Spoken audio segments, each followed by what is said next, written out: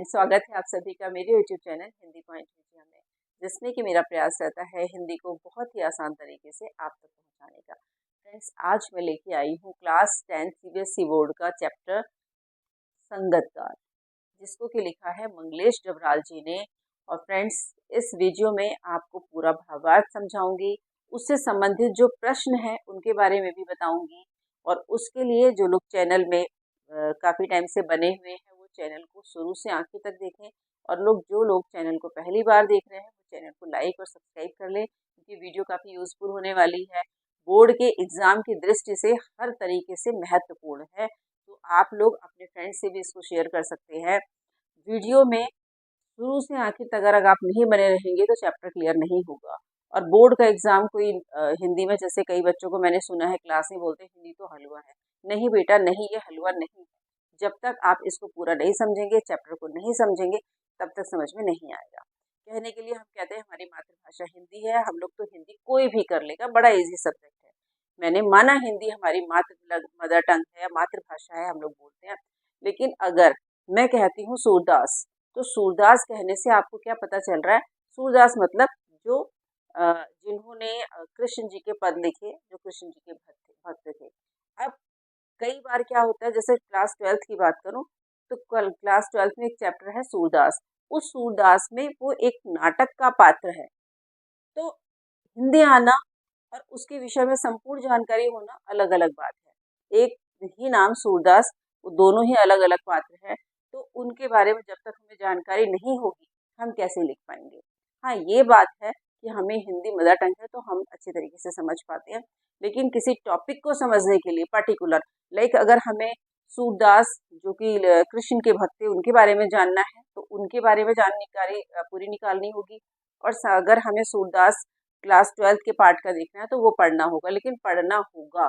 Exam में अगर आ गया दोनों में से तो क्या, अगर आप मान लो आ गया दूसरा वाला सूरदास, तो क्या आप उस सूरदास के बारे में लिख के आएंगे जो कृष्ण जी के भक्त थे? ऐसा बिल्कुल भी नहीं होता। तो हिंदी को हलवा ना समझे। शुरू करते हैं अपना चैप्टर मंगलेश डबराल द्वारा लिखित संगतकार। चलिए देखते हैं मंगलेश डबराल जी अपने पहले काव्यांश में क्या कह रहे हैं।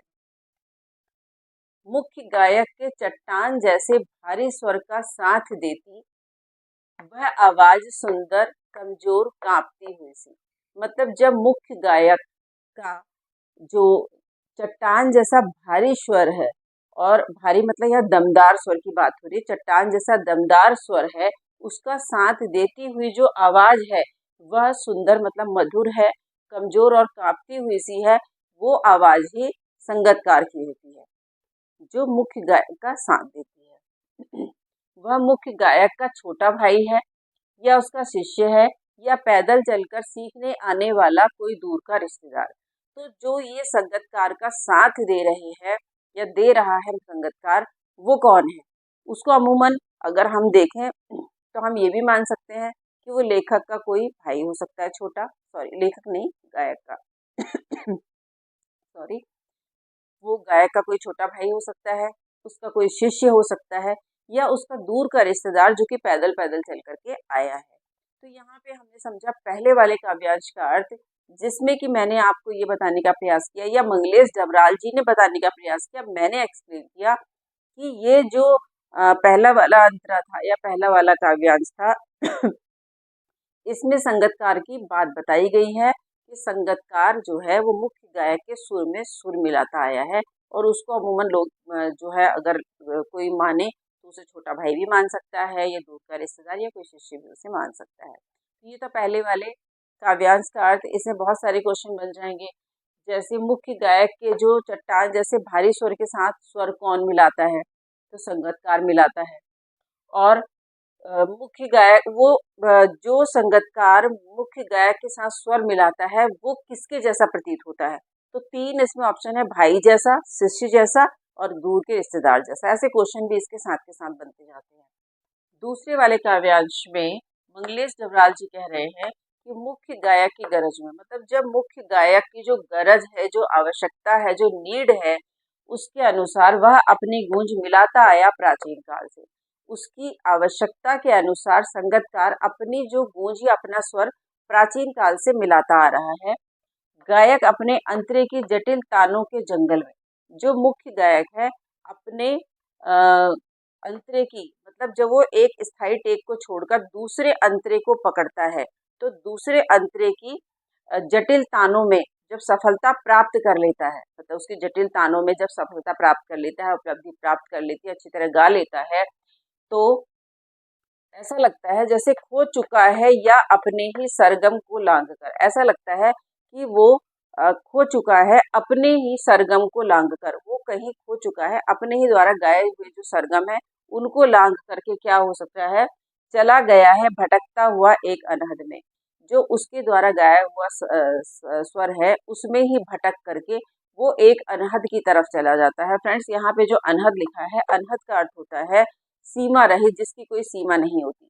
तो अपने उस स्वर को गाते गाते वो इतना ऊंचा गाने लग जाता है, इतना ज्यादा उसमें आनंद की अनुभूति करने लग जाता है। मैं अनहद की बात कर रही हूँ। इतना ज्यादा मस्ती, अनहद का अर्थ है मस्ती से परे, मतलब इतना ज्यादा आनंद विभोर हो जाता है कि उसको ये पता ही नहीं चलता कि उसके सामने ऑडियंस यानी श्रोतागण भी बैठे हुए हैं।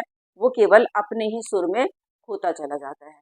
तो ऐसे में संगतकार क्या करता है, तब संगतकार ही स्थाई को संभाले रहता है। तो जो संगतकार है वो ही स्थाई को संभाले रहता से मतलब है संगतकार ही श्रोता और गायक जो है उसके बीच में सेतु यानी पुल का काम करता है, उन्हें जोड़े रखता है। कैसे जोड़े रखता है, जो सुर गायक ने पकड़े थे उन्हीं सुरों को पकड़े रहता है, गाते रहता है, उन सुरों को छोड़ता नहीं है। और जैसे कि उसे याद दिलाता हो उसका बचपन। ऐसा लगता है कि उसके सुरों को जब वो पकड़े रहता है, उसको भटकने नहीं देता उनको। जब वो अपनी सीमा से पार हो जाता है अपना गाना गाते गाते, तो उसे याद दिलाने के लिए उसी स्वर को दोबारा से गाता है, जैसे कि उसे याद उसका बचपन दिला रहा, जब उसने बचपन में गाना गाना शुरू किया था, जब वह नौसिखिया था, मतलब जब उसने कुछ भी नहीं सीखा था, नया नया सीखना शुरू किया था, तो उसको कहीं कोई याद दिलाता सा प्रतीत हो रहा है। तीसरा वाला देख लेते हैं, तार सप्तक में जब बैठने लगता उसका गला। यहाँ पे फ्रेंड्स एक शब्द आया है तार सप्तक। तार सप्तक दो बार अधिकतर यूज होता है। एक तार सप्तक जो अज्ञेय द्वारा बनाया गया है, जिसमें 7 कवियों की बात कही गई है। उन 7 कवियों को लेकर के एक तार सप्तक का गठन किया था, वो तार सप्तक अलग है। जो तार सप्तक यहाँ लिखा है, इस तार सप्तक का अर्थ है ऊंचा स्वर। तो कवि जब ऊंचे स्वर में गाने लगता है तो उसका गला बैठने लगता है, मतलब उसके गला बैठने लगता है। काफी ऊंचा स्वर जब गायक लेते हैं तो आवाज ऐसा लगता है जैसे कि बैठ गई हो। और प्रेरणा साथ छोड़ती हुई उत्साह अस्त होता हुआ, और ऐसा लगता है जब उसकी जो प्रेरणा है वो साथ छोड़ रही है, उत्साह भी उसका खत्म होता जा रहा है। कब होता जा रहा है, जब वो ऊंचा स्वर पकड़ता है। तार सप्तक मतलब ऊंचा स्वर पकड़ता है। आवाज से राख जैसा कुछ गिरता हुआ, ऐसा लगता है उसकी आवाज से राख जैसा कुछ गिर रहा है। इसका अर्थ यहाँ लेंगे हम लोग कि उसकी आवाज बुझती हुई सी लगती है। फिर तभी मुख्य गायक को ढांढस बंधाता कहीं से दूर चला आता है संगतकार का स्वर। तभी कहीं दूर से संगतकार, तभी मुख्य गायक को ढांढस बजाता हुआ संगतकार का स्वर कहीं दूर से चला आता है। मतलब जिस समय वो परेशान होता है, जिस समय मुख्य गायक अपना गाना गा रहा होता है और वो परेशान होता है किस चीज को लेकर के, कि उसे लगता है प्रेरणा ने भी साथ छोड़ दिया, उसका उत्साह भी हट रहा है। तो ऐसी स्थिति में कहीं से संगतकार का स्वर आता है और ऐसा उसको फील कराता है, रियलाइज कराता है कि वो जो है तुम्हें ढांढस बंधा रहा है, तुम धैर्य रखो, तुम बिल्कुल सही गा रहे हो, मैं तुम्हारा साथ देने के लिए तैयार हूँ। फिर कभी कभी वह यूं ही दे देता है उसका साथ, यह बताने के लिए कि वह अकेला नहीं। और कभी कभी संगतकार गायक का साथ यूं भी देने लगता है, सिर्फ उसको ये रियलाइज कराने के लिए कि तुम अकेले नहीं हो, मैं तुम्हारे साथ हूँ, क्योंकि जब भी तुम कहीं भटकोगे मैं तुम्हारे स्वर को संभाल लूंगा। फिर और यह कि फिर से गाया जा सकता है गा चुका राग। और यह भी उसको समझाता है कि ऐसा नहीं है कि जो राग गाया जा चुका है वो दोबारा नहीं गाया जा सकता, वो दोबारा भी गाया जा सकता है। ये भी उसको रियलाइज कराता है, उसको बताता है उसका साथ देकर। फिर और उसकी आवाज में जो एक हिचक साफ सुनाई देती है, और एक संगतकार की आवाज में जो एक हिचक सुनाई देती है, वो कैसी हिचक है, या अपने स्वर को ऊंचा ना उठाने की कोशिश। जो उसके हिचक दिखाई देती है वो इस बात की होती है कि वो अपने स्वर को ऊंचा नहीं उठा पा रहा है।